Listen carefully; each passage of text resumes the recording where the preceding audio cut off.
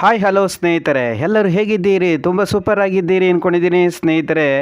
ನಾವು ಇಂದು ಬಾಂಬೆ ಮಿಠಾಯಿ ಅಥವಾ ಕಾಟನ್ ಕ್ಯಾಂಡಿ ಬಗ್ಗೆ ತಿಳ್ಕೊಳ್ಳೋಣ ಸ್ನೇಹಿತರೆ, ತಮಿಳುನಾಡು ಮತ್ತು ಪುದುಚೇರಿಯಲ್ಲಿ ಈ ಕಾಟನ್ ಕ್ಯಾಂಡಿ ಅಥವಾ ಈ ಬಾಂಬೆ ಮಿಠಾಯಿಯನ್ನು ಬ್ಯಾನ್ ಮಾಡಿದ್ದಾರೆ. ಮಾರಾಟ ಮಾಡೋದಾಗಲಿ ಉತ್ಪಾದನೆ ಮಾಡೋದಾಗಲಿ ಬ್ಯಾನ್ ಮಾಡಿದ್ದಾರೆ.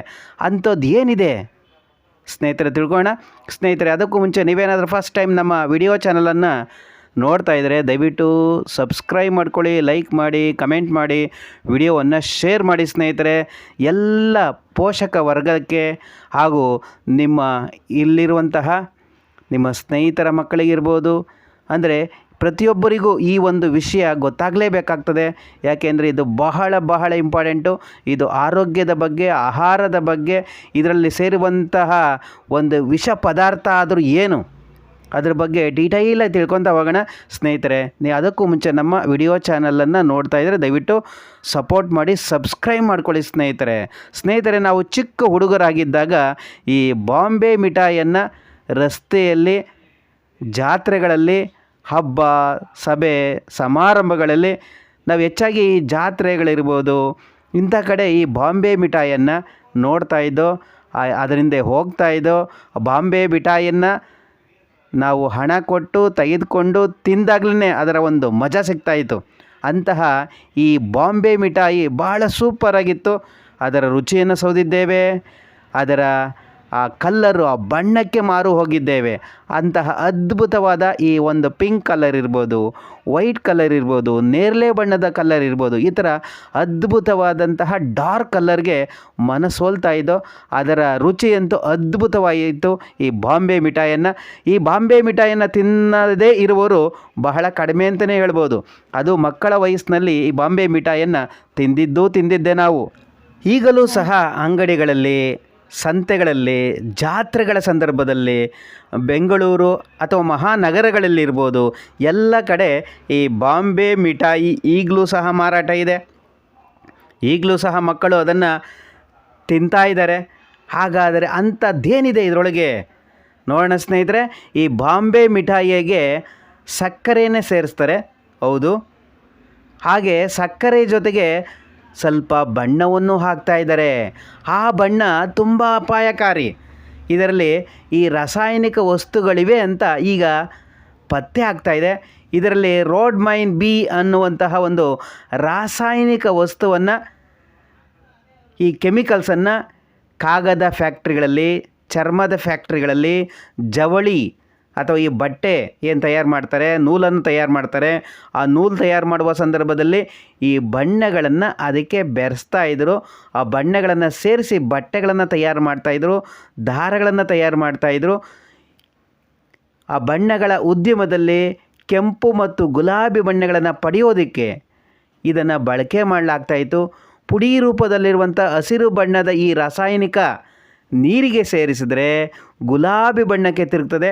ಇದು ನೇರವಾಗಿ ದೇಹದ ಒಳಗೇನಾದರೂ ಪ್ರವೇಶ ಮಾಡಿದ್ರೆ ಕ್ಯಾನ್ಸರ್ ಬರುವ ಸಾಧ್ಯತೆ ಜಾಸ್ತಿ ಇದೆ ಅಂತ ಪ್ರಯೋಗಾಲಯದಲ್ಲಿ ಇದು ದೃಢಪಡ್ತಾ ಇದೆ ಸ್ನೇಹಿತರೆ. ಇದು ಕೇವಲ ಮಾತಿಗೆ ಹೇಳ್ತಾ ಇಲ್ಲ. ಇದು ತಮಿಳುನಾಡು ಮತ್ತು ಪುದುಚೇರಿಯಲ್ಲಿ ಈ ಬಾಂಬೆ ಮಿಠಾಯಿ ಅಥವಾ ಈ ಕಾಟನ್ ಕ್ಯಾಂಡಿಯನ್ನು ಪರೀಕ್ಷೆಗೆ ಒಳಪಡಿಸಿದ್ದಾರೆ, ಲ್ಯಾಬಲ್ಲಿ ಚೆಕ್ ಮಾಡಿದ್ದಾರೆ. ಅಂತಹ ಈ ಒಂದು ಬಾಂಬೆ ಮಿಠಾಯಿಯಲ್ಲಿ ಏನಾದರೂ ಕೆಮಿಕಲ್ ಸೇರಿದೆಯಾ? ಯಾಕೆ ಅಂದರೆ ಅದ್ಭುತವಾದಂತಹ ಆ ಪಿಂಕ್ ಕಲರನ್ನು ನೋಡ್ತಾ ಇದ್ದೀರಿ ನೀವು. ಈ ಕಲ್ಲರ್ಗಳನ್ನು ಬರಲಿಕ್ಕೆ ಯಾವ ರೀತಿಯಾದ ಬಣ್ಣವನ್ನು ಯೂಸ್ ಮಾಡ್ತಾಯಿದ್ರು ಸ್ವಲ್ಪ ಜನರಿಗೆ ಡೌಟ್ ಇತ್ತು. ಈಗ ಪ್ರಯೋಗಾಲಯದಲ್ಲಿ ಪ್ರಯೋಗಕ್ಕೆ ಅದನ್ನು ನಾವು ಒಳಪಡಿಸಿದಾಗ ಅದರಲ್ಲಿ ರೋಡ್ಮೈನ್ ಬಿ ಅನ್ನುವಂತಹ ಕೆಮಿಕಲ್ಸ್ ಇದೆ ಅಂತ ದೃಢಪಟ್ಟಿದೆ.